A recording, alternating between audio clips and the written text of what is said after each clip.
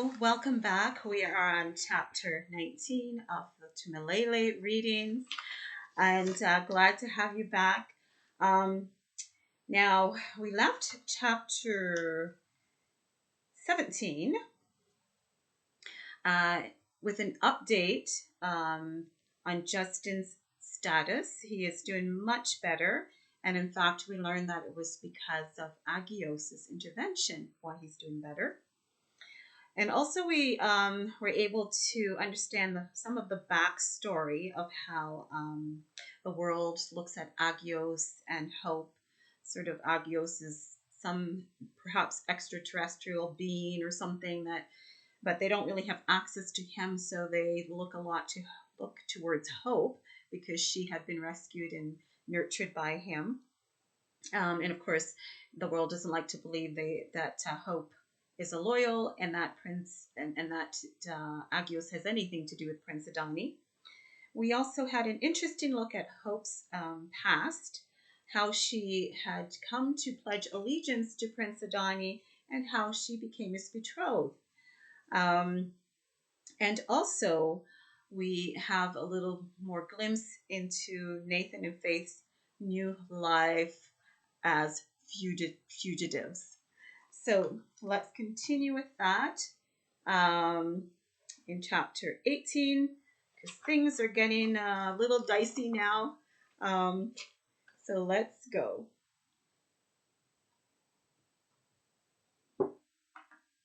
Chapter 18 starts on Eden 2. Hope stood resting against the side of the military utility vehicle, waiting for Agri 1 workers to finish their new meal. The fields had recently been reaped and were now being prepared for another growing season. The road along the front of the field was lined with heavy agricultural machinery used throughout the 6 agri fields. Eden 2's warm, unchanging climate and unusually rich soil created an environment that allowed for uninterrupted growing seasons, alongside a growth rate that was triple that of the rest of the pre-asteroid world. It is a garden of paradise. Even so, Hope's sense of well-being was dismally absent. Knowing that Nathan was now a target of Keiko Bay's malicious schemes left her feeling indecisive and wretched. Equally frustrating was her inability to communicate with her brother. Would Keiko really carry out his undisguised threat made almost a month ago? Is everything all right, Ms. Kanisa? Startled from her thoughts, Hope focused on the person before her. The new Agri 1 team leader, a lanky, middle-aged man, was looking at her curiously. He held his empty lunch container in front of him. She also noticed that some of the other workers, though less in number due to the reaped fields, had already started heading her way. Now remember that Boa had given up being Agri 1 team leader because of his increased responsibilities with the fishing. So he was still director of the Agris, but also director of the fishing expeditions. Oh, I'm sorry, Hope said, shaking her head back to reality. My mind's a little muddled today, she joked, smiling. The new Agri 1 team leader smiled knowingly, then stored his container in the back of the vehicle. We all have those days, don't we? 10 minutes later, with the vehicle packed up and ready to go, the man's words echoed in Hope's mind. Indeed, much of her days now seemed filled with increased responsibilities, which included the nutritional health of the workers, baby Moses' care, the mist patch, thoughts of Keiko's demands, and so on. Rather than returning to the compound, she decided to drive the opposite way, closer to the ocean. Maybe standing by the water would help ease some of her caged-in feelings. She just turned a curve, heading closer to the ocean when she heard it. An alarm blaring across the island. Code red lockdown. Suddenly, a figure darted across the road in front of her. She slammed on the brakes. The sudden stop jarred her entire body. Dust swirled around. Another figure and another followed, dressed in combat gear, steadily increasing in numbers and racing across the dirt road at breakneck speed. They barreled through vegetation on the ocean side of the roadway as they headed down toward the coastline, guns in hands. The warning siren continued relentlessly, and Hope's heart thumped uncontrollably. She took a moment to catch her breath before shoving the vehicle door open. Hope knew she should quickly return to the compound or to Agri 1. She was close enough to Agri 1 to hear the commotion. The workers would be huddling in formation with soldiers surrounding them, corralling them back to the compound. Eden 2 dwellers were still a hot commodity for their so-called Eden 2 blood. And though no one had been successfully kidnapped from the island, there had been numerous attempts. Even knowing this, hearing the siren, and seeing soldiers in action, Hope still left her vehicle and rushed toward the edge of the road. Instinctively, she crouched down behind some bushes. She looked out. The scene on the water was shocking. "Miss Kanisa, why are you here?" The frantic question startled Hope. She glanced up at a young soldier. She almost didn't recognize Lieutenant Gideon, who was covered in military gear from head to toe. He was frowning down at her as other soldiers continued rushing past toward the water. "Please get to Agri 1, ma'am," he commanded, then turned to follow his comrades. He didn't look back, probably assuming she would follow his order. But Hope was held spellbound. On the water was a massive warship, accompanied by multiple assault boats. It had appeared out of the mist like a giant with his underlings approaching for war. Sounds of throbbing propellers filled the air. Hope quickly straightened, intending to rush back to her vehicle. As she turned to backtrack, Eden 2 attack helicopters appeared overhead. Gusts of wind impeded her progress. Dust flew up all around, momentarily blinding her. Her eyes stung, and the scent of earth filled her nostrils. Just as panic set in, a big hand grabbed her arm, pulling her along, away from what was assuredly the most invasive and frightening breach of Eden 2's borders. "Come," the owner of the hand said. It was a man. She stumbled after him, coughing. She squinted, trying to see through the dust. It was Agent Mike, the new, impressive pilot, pulling her along. And there ahead by her vehicle was Agios. New scene. "Hope is outside the compound," Ruth announced worriedly as she quickly slipped past the closing doors of the laboratory. The compound was now in lockdown. She was worried about Hope, but also anxious to have Lucas's impending test results discussed with the doctors. Now, as you can remember, we left Lucas with some problem with his skin, with a rash that was blistering, and he was also listless. Dr. Mark and Dr. Misra both stared at her. Her words were almost drowned out by the persistent, piercing wail of the siren. "It's a code red siren, which means an attack," Dr. Misra said. "And you said Hope is out there?" Dr. Mark asked. "Yes, by Agri 1, Ruth said. "I can't reach her radio phone." "Then hopefully she remained with the Agri 1 crew." Dr. Misra peered over her reading glasses. "I had advised her to delegate her run today, as she was slated to enter the patch in a few hours. That young woman does not take advice well. She believes she's invincible." Dr. Mark sighed and looked towards the ceiling. It seemed willing the noise to cease. His eyes squinted as if he had a splitting headache. "No doubt she might have that complex. As someone who survived a plane crash in the Atlantic, months alone on the island, the mist—" "Not alone," Dr. Misra corrected.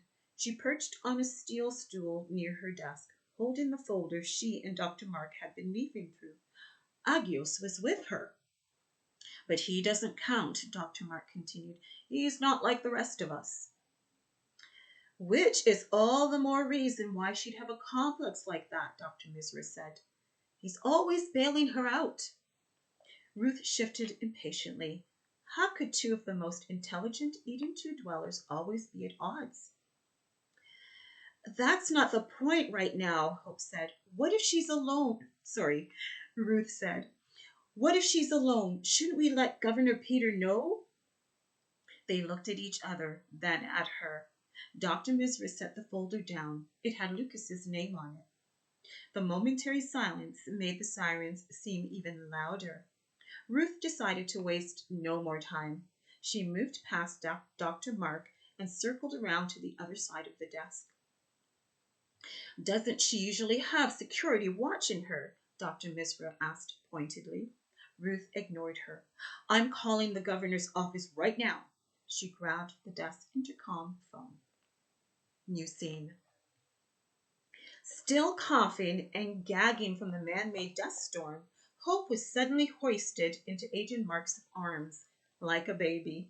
She could barely breathe with her face shoved up against his chest, but just as quickly she was gently lowered to stand on her own feet. She stood gasping, looking up at her rescuer, wondering why she was suddenly seeing him clearly instead of with all the dust. Following Agent Mike's gaze to the person standing in front of them, Hope understood. Agios' presence had created an eye in the storm. Dust swirled around the trio without touching them, while the full force of battle played out all around them in Eden 2's airspace and waters. Her mind rippled with questions, but she kept silent. It wasn't because her throat felt raw or her eyes still stung, but her focus was intent on Agios, who was himself watching the battle. Sounds of artillery filled the air. Sparks of fire and puffs of smoke followed. Enemy fighter jets rose steadily and menacingly, one after the other, off large aircraft carriers. Assault boats opened fire, splitting the air. There'd never been this kind of aggression before in all the 5 years of Eden 2's existence. Agios turned to Agent Mike, fire in his eyes. Michael, go. Agent Mike went, speeding at an aggressive pace across the road and down the slope. Agios started moving in the same direction as Agent Mike. Hope followed, knowing without being told that she should. As she shadowed Agios' slow but deliberate steps, she quickly looked back, realizing that the Agri 1 workers were probably already being shepherded back to the compound. She was alone, yet not alone. She looked at Agios. He had stopped at the edge of the slope. Comforted by the sight of his strong back, she started to edge out from behind him. Be still, he commanded firmly. Hope paused, heart hammering, then slipped back behind him, peering out from over his right shoulder. They were no longer in the bubble created by Agios, but there was still an unexplained calm around him. However, below, on the waters, it looked like a smaller version of World Wars I and II. When had the world taken time to amass and travel to their clear waters, and why? Then it dawned on her, Keiko Bays. But the Council of Nations? Was this also their doing? New scene. It's not good, Ruth said, lowering the phone. Governor Peter says it's an all-out battle. An all-out battle? Dr. Mark echoed in a worried tone. Have we ever had one of those? All three looked at each other.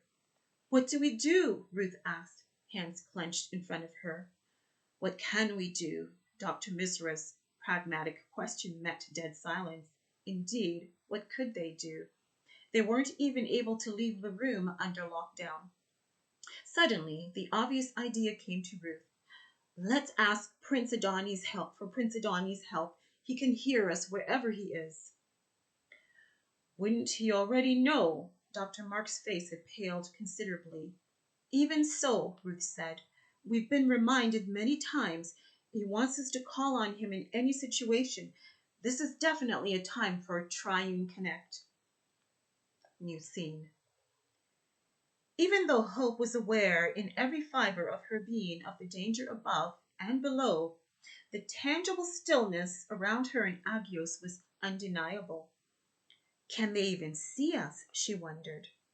The aggression of the opposing force was all too evident. Though the Eden two comrades were defending their territory bravely, more opposing forces kept emerging from the mist. In their pea suits, slightly altered for fighting, they appeared like invading aliens from another world. Had the world gone mad? Wasn't Eden too, along with Israel, their food basket?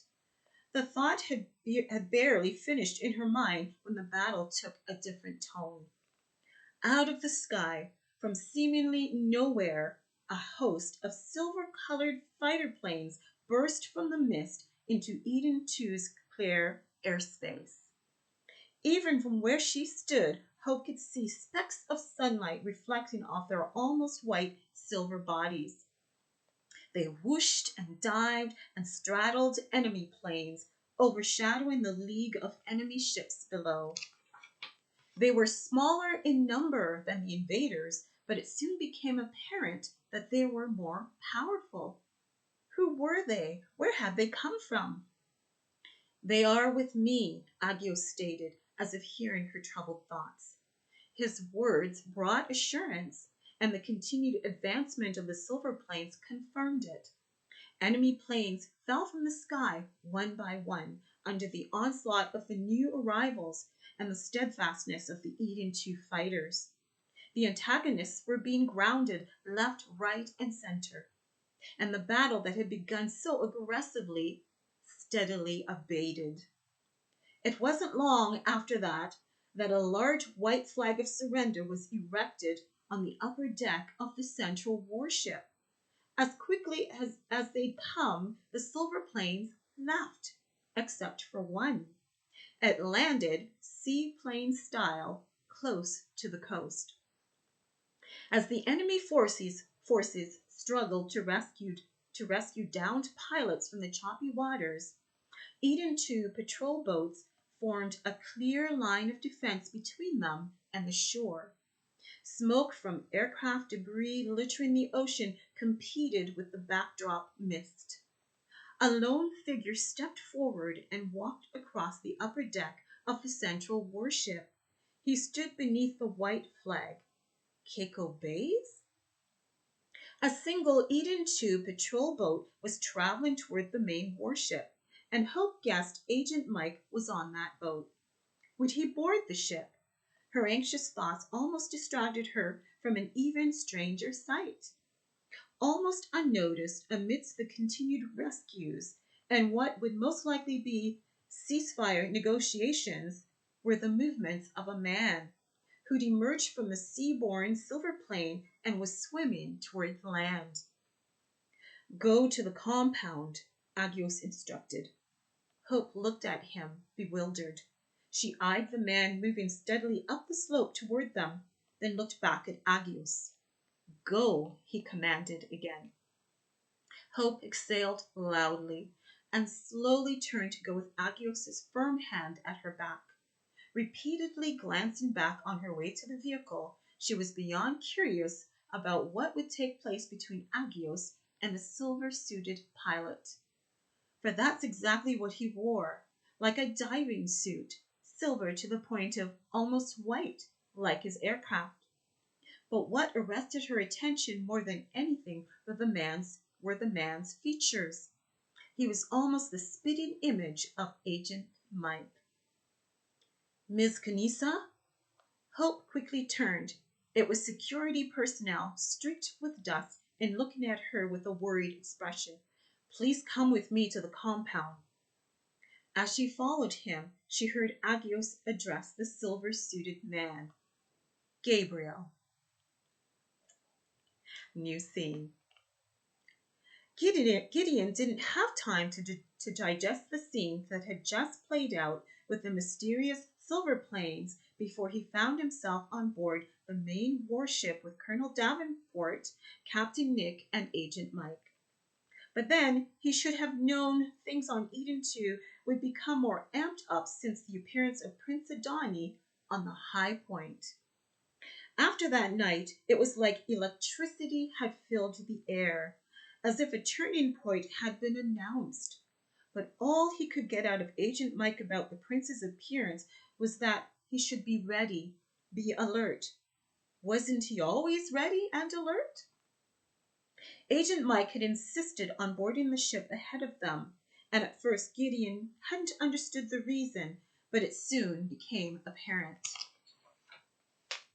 After Agent Mike stepped onto the ship's main deck, he passed by Envoy Bays as if he wasn't there. His purposeful strides quickly placed him between them and the glaring, towering form of the envoy's bodyguard. Everything about Tsabe's body language spoke of suppressed rage. It was just as well his face was masked by the sun's glare on his helmet's visor. Gideon felt very uneasy. Agent Mike seemed unafraid.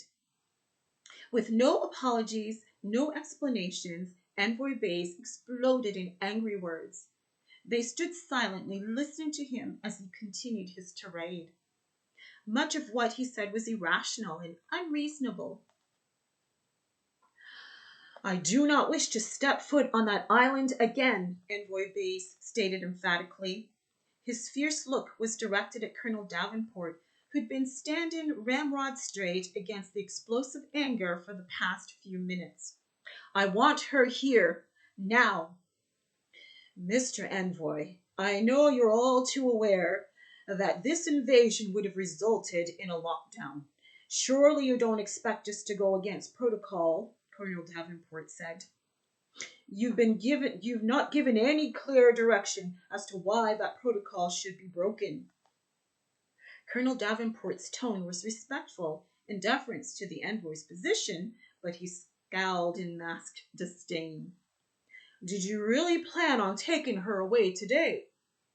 The obvious answer was no. Certainly not until Ms. Kaniza had broken through the mispatch barrier. Would Keiko actually want her to leave? Gideon smirked to himself. The colonel was practically patronizing the envoy. Frowning with displeasure, Envoy Bay's face was ashen, devoid of its usual polished, arrogant air. Gideon wondered how long the man would continue holding out without the peat suit. It was now common knowledge that the envoy's tolerance of the island's atmosphere had diminished considerably, but obviously his pride was healthy enough to still refuse the suit. "Do I need a reason? She will be by my side one day. I just want to see her." Colonel Davenport sighed heavily. "Sir, with all due respect, what can we expect to report as the official reason for this attack? Do you really want it to be said that this was all done simply because you wanted to see Ms. Kaniza? Is the Council of Nations in alignment with this?" He gestured at the island. "What is the reason for this assault on a people who are working tirelessly for the world? I just don't understand." Gideon didn't understand either. How would the envoy explain this to the world?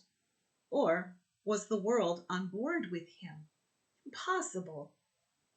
Envoy Bays remained silent for a moment, then looked directly at the colonel, derision in his expression. "The world wants to remind you people, Colonel, that we are watching," he smirked. "We want to remind you that we are still powerful." He gestured around. "This is just a small sample."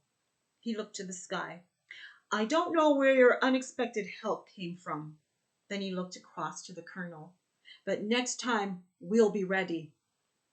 Tsabe shifted menacingly, and unbelievably, the sounds rising from his throat were snarls.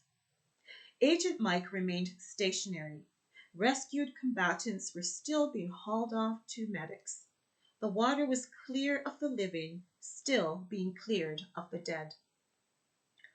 Stand down, Tasib, Envoy Bays commanded, turning away. He flung words back at the colonel. Get her through the patch, then to me. Only then will your people be assured of peace and a continued place in the world. And, he paused, remind her that I have her brother. New scene.